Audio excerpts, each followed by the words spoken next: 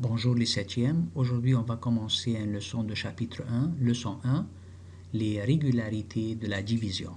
Avant de parler des régularités de la division, on a besoin de savoir les multiples de 2 et comment je peux trouver les multiples de 2. Donc si on commence, on va dire qu'il y a deux façons pour trouver les multiples de 2, ou bien de dire 2 fois 1 égale 2, 2 fois 2 égale 4, 2 fois 3 égale 6, 2 fois 4 égale 8, 2 fois 5, 10, 2 fois 6, 12, 2 fois 7, 14, 2 fois 8, 16, 2 fois 9, 18, 2 fois 10, 20, et je continue. Ou bien il y a une autre façon, puisque on cherche les multiples de 2, je commence avec 2, et j'ajoute 2 chaque fois. Donc 2 plus 2, 4, plus 2, 6, plus 2, 8, plus 2, 10, plus 2, 12. Donc en ajoutant chaque fois plus 2.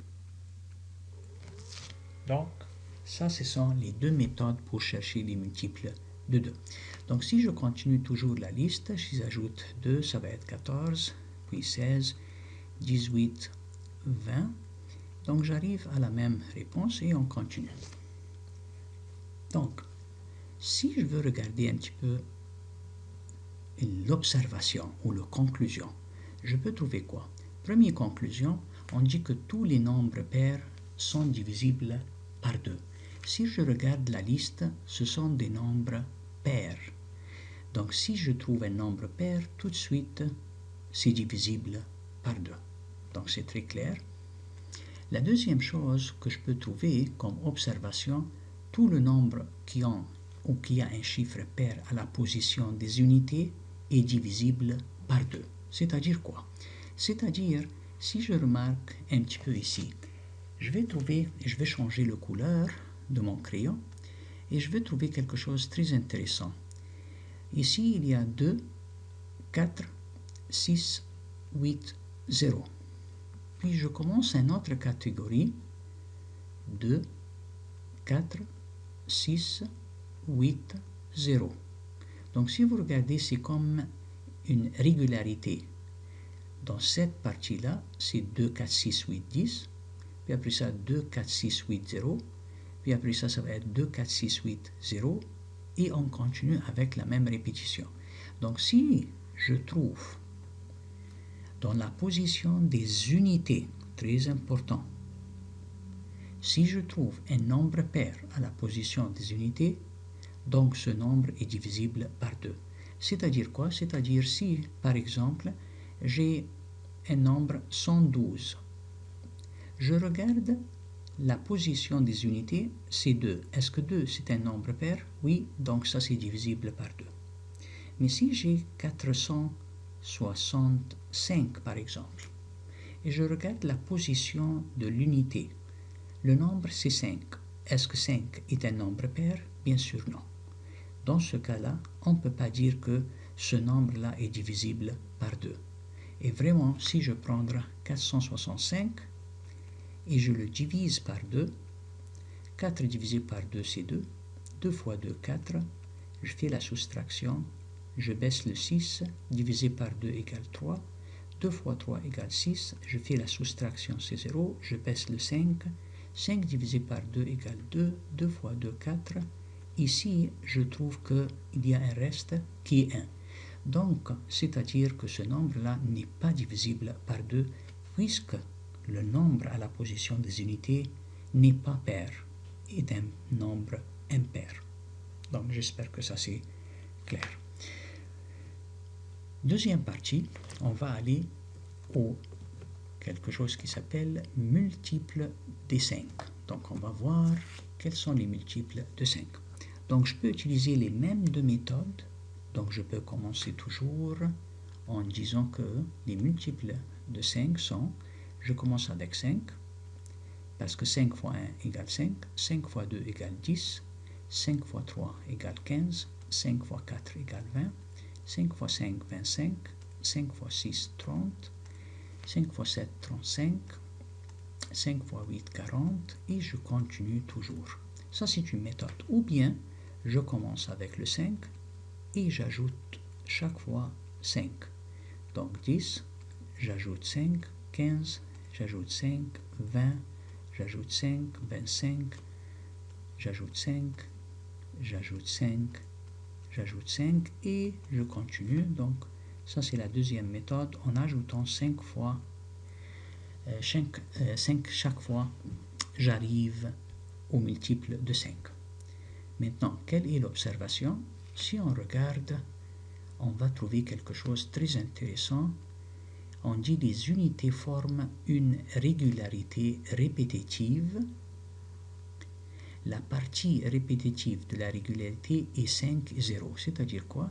Si je regarde ici et je change la couleur de mon crayon, je vais trouver quelque chose de très intéressant. 5, 0. Et ça, c'est la partie ou la position des unités. 5, 0. 5, 0. 5, 0. Donc, il y a une répétition de 5 et 0.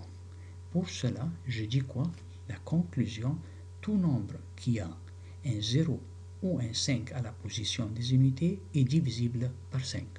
Donc, si j'ai 75, si on regarde dans la position des unités, c'est un 5, donc c'est divisible par 5. Donc, j'essaye, est-ce que 75 est divisible par 5? 7 divisé par 5 égale 1, 1 fois 5 égale 5, je fais la soustraction, je baisse le 5, 25 divisé par 5 égale 5. 5 fois 5, 25, il n'y aura pas de reste, donc c'est vraiment 75 est divisible par 5. Mais si je prends 88 par exemple, et je me demande quel est le chiffre qui se trouve à la position des unités, je vais trouver que c'est 8. Est-ce que 8 c'est un 5? Non. Est-ce que 8 c'est un 0? Non. Donc c'est pas divisible par 5. Donc je peux essayer en disant 8 divisé par 5 égale 1, 1 fois 5 égale 5, 8 moins 5 égale 3, je baisse le 8, 38 divisé par 5, 6 ou 7, 7 c'est mieux parce que 7 fois 5, 35 bien sûr. Si je fais la soustraction, je trouve qu'il reste 3, donc il reste un nombre, donc vraiment 88 n'est pas divisible par 5 à cause que le chiffre à la position des unités n'est pas 0 ou bien 5. Donc ça c'est pour les multiples de 5. Multiples de 10. On va chercher les multiples de 10 avec les deux autres, toujours les deux mêmes méthodes qu'on l'utilise pour chercher les multiples des nombres. Donc 10 fois 1, 10, 10 fois 2, 20, 10 fois 3, 30, 10 fois 4, 40, 10 fois 5, 50, 10 fois 6, 60 et je continue. Ou bien je commence avec 10 et j'ajoute 10 chaque fois. Donc 20, j'ajoute 10, 30, j'ajoute 10, 40, j'ajoute 10, 50, j'ajoute 10, 60 et je continue. Donc chaque fois, j'ajoute le même nombre qui est 10. Quelle est l'observation que je peux trouver ici? On dit que les unités forment une régularité répétitive, toujours. La partie répétitive de la régularité est de 0. Donc si je regarde et je change la couleur de mon crayon, je trouve que le chiffre à la position des unités est toujours 0. Donc régularité répétitive. Donc c'est-à-dire quoi? C'est-à-dire que je peux dire comme conclusion, tout nombre qui a un 0 à la position des unités est divisible par 10. Donc, si je regarde n'importe quel numéro comme 99, est-ce que ça c'est divisible par 10? Bien sûr non, à cause que le nombre à la position des unités n'est pas un 0. Donc 99 divisé par 10, ça va être 9. 9 fois 10, 90, ça donne comme reste 9. Donc c'est pas divisible par 10. Mais si je change le nombre à 80 et je dis est-ce que ça c'est divisible par 10? Bien sûr oui. 8 fois 10 égale 80. Il n'y aura pas de reste. Donc vraiment 80 est divisible par 10. Et bien sûr n'importe quel nombre comme 1200 par exemple, si le nombre à la position des unités c'est un 0, donc on dit toujours c'est divisible par 10. Donc ça c'est multiple de 2, multiple de 5, multiple de 10. On va aller à quelque chose plus difficile un petit peu, c'est que les nombres divisibles par 4. On va voir comment je peux vraiment découvrir comment je peux savoir si c'est un nombre est divisible par 4, oui ou non. On sait que 100 est divisible par 4. Donc, on va voir ici, comme vous regardez, le 100 est divisible par 4. On sait ça parce que 100 divisé par 4 égale 25.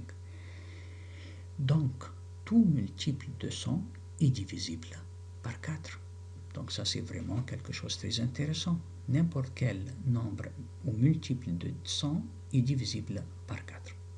Maintenant, comment je peux savoir si c'est un nombre naturel à 3 chiffres ou plus est divisible par 4? Donc, si j'ai une question que j'ai 127, par exemple, c'est un nombre à 3 chiffres. Ou bien sûr, je peux ajouter un autre chiffre, donc je peux dire 1276 par exemple. Si je veux savoir si ces nombres-là sont divisibles par 4, qu'est-ce que je peux faire? Ils ont dit qu'il faut examiner les deux derniers chiffres.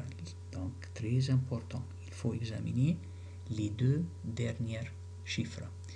Pourquoi les deux derniers chiffres? Parce qu'on a dit quelque chose. Si je regarde au 127, je peux trouver que le 127 égale 100 plus 27. Le 100, c'est un multiple de 100 aussi. Le 100, en général, c'est divisible par 4. Donc, ma question, est-ce que 27 est divisible par 4? Même chose ici. Si je prends quelque chose comme ça, je sais que 1276 égale 1200 plus 76. Je sais que 1200, c'est un multiple de 100. Donc, sûrement, c'est comme divisible par 4. Donc, cette partie-là est divisible par 4, cette partie-là est divisible par 4. Donc, toujours les deux chiffres à la fin, ce sont ma question. Est-ce que 76 est divisible par 4? Est-ce que 27 est divisible par 4? Donc, j'examine les deux derniers chiffres. Donc, si je monte à cet exemple-là, est-ce que 27 est divisible par 4? Bien sûr non, parce que 7 fois 4 c'est 28. 6 fois 4 c'est 24, donc c'est non. Donc je ne peux pas dire que 127 est divisible par 4. Donc dans ce cas-là, vraiment 127, je ne peux pas le diviser par 4. Je ne peux pas savoir vraiment, ou je ne peux pas avoir vraiment un nombre entier ici, donc c'est pas divisible par 4. Si je viens ici, est-ce que 76 est divisible par 4? Si je dis 1 fois 4 égale 4, 7 moins 4 égale 3, 36. 36 divisé par 4, c'est 19. 4 fois 9, 36. Donc, si c'est le cas, donc cet nombre-là est divisible par 4. Donc vraiment, ce cas-là, c'est correct. Si je veux m'assurer, je peux prendre 1276 et je le divise par 4. J'en suis sûr que ça va fonctionner parce que les deux derniers chiffres sont divisibles par 4. Donc, 12 divisé par 4 égale 3. 3 fois 4, 12. Je fais la soustraction. Je baisse le 7. 7 divisé par 4, 1. 1 fois 4, 4. Je fais la soustraction. 3. Je baisse le 6. 36 divisé par 4, c'est 9. Donc, c'est divisible par 4. Donc, encore une fois, le secret ici, il faut examiner les deux derniers chiffres. Donc, pour savoir si c'est 352 est divisible par 4, je vérifie seulement le 52, qui est le deux derniers chiffres, et je pense que si c'est divisible par 4, dans ce cas-là, on peut dire oui ou non. Donc, je divise 52 par 4, je veux trouver que c'est 13, donc c'est divisible. Donc, si le nombre 52 est divisible par 4, donc 352 est divisible par 4. Donc encore une fois, à cause que 100 est divisible par 4, donc tous les multiples de 100 sont divisibles par 4, donc je cherche seulement les deux derniers chiffres pour tous les chiffres qui ont ou tous les nombres qui ont 3 chiffres ou plus, je cherche les deux derniers chiffres. S'ils sont divisibles par 4, donc le nombre est divisible par 4. Maintenant, je m'en vais à quelque chose un petit peu plus difficile. Les régularités de la division et les nombres divisibles par 8. On sait que 1000 est divisible par 8. 1000, si je le divise par 8, ça va me donner 125. Donc, tout multiple de 1000 est divisible par 8. Donc, si j'ai 2000, divisible par 8. Si j'ai 3000, divisible par 8, parce que ce sont des multiples de 1000. Comment je peux savoir si c'est un nombre naturel à 4 chiffres ou plus et divisible par 8? Dans ce cas-là, j'ai une question. On dit que dans ce cas-là, je dois examiner les 3 derniers chiffres. Donc, je prends un exemple de 4 chiffres, quelque chose comme 1388. Je voudrais savoir, est-ce que ça c'est divisible par 8, oui ou non? On dit quoi? Le 1388. Si je cherche le 1388, ça se compose de quoi? Ça se compose de 1000 plus 388. Je sais que le 1000 est divisible par 8, donc je peux examiner seulement les 3 derniers chiffres, 388. Est-ce que 388 est divisible par 8? 38 divisé par 8, donc je peux dire 4 fois 8, 32. 5 fois 8 égale 40, donc 4. 4 fois 8, 32, je fais la soustraction, ça me donne 6. Je baisse le 8, 68 divisé par 8, donc j'ai 6 fois 8, 48, 7 fois 8, 56, 8 fois 8, 64. Malheureusement, ça va me donner 4 comme reste, donc c'est pas divisible. Donc, je peux dire tout de suite que 1388 n'est pas divisible par 8. Donc, si je baisse ici, je trouve un exemple. Pour savoir si un nombre comme 1192 est divisible par 8, je pense que 1192 est composé de 1000 plus 192. Je sais que le 1000 est divisible par 8, donc je teste seulement le 192. Je trouve que 192 divisé par 8, ça me donne 24. Donc, tout de suite, je dis que 1192 est divisible par 8. Il y a un autre découvert ici, une autre façon de vérifier si un nombre est divisible par 8 est de le diviser par 4.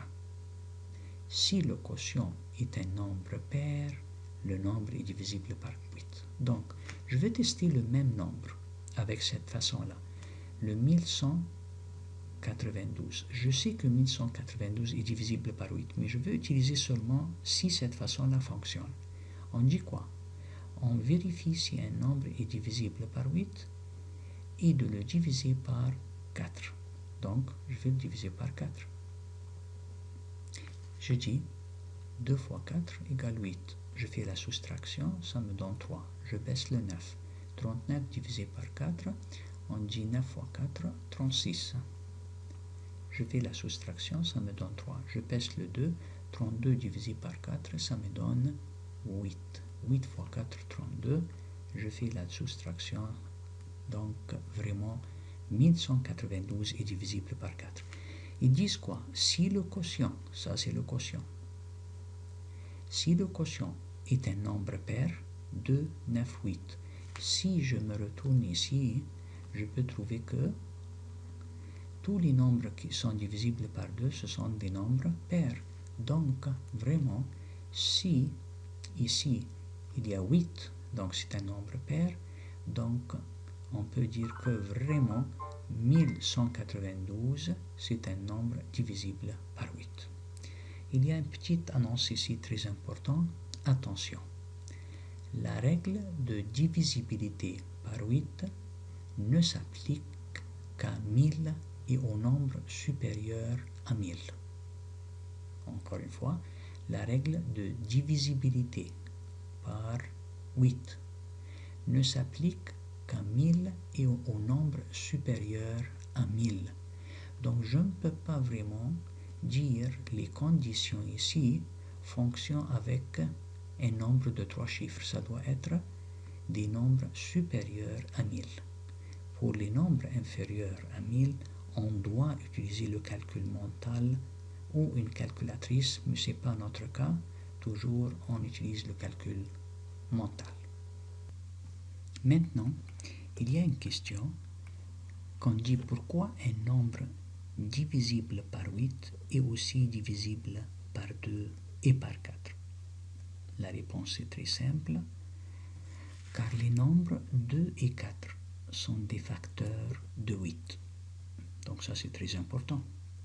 Un nombre divisible par 8 est aussi divisible par 2 et par 4 parce que 8 égale 2 fois 4. Donc si vous regardez ici, 2 et 4, ce sont des facteurs de 8. Pour cela, si un nombre est divisible par 8, ce nombre-là tout de suite est divisible par 2 et par 4. Donc si je monte ici et je cherche, on a dit que 1192 est un nombre divisible par 8. Maintenant, si je regarde pourquoi c'est divisible par 2 et par 4, ou est-ce que ça c'est possible? Bien sûr, oui. Si je regarde l'unité, je peux trouver que c'est un nombre pair, donc c'est divisible par 2. Et on a dit pour 4, je cherche les deux derniers nombres. Les deux derniers nombres, ce sont 92. Est-ce que 92 est divisible par 4? On va voir. 2 fois 4 égale 8. Je fais la soustraction égale 1. Je baisse le 2. 12 divisé par 4 égale 3.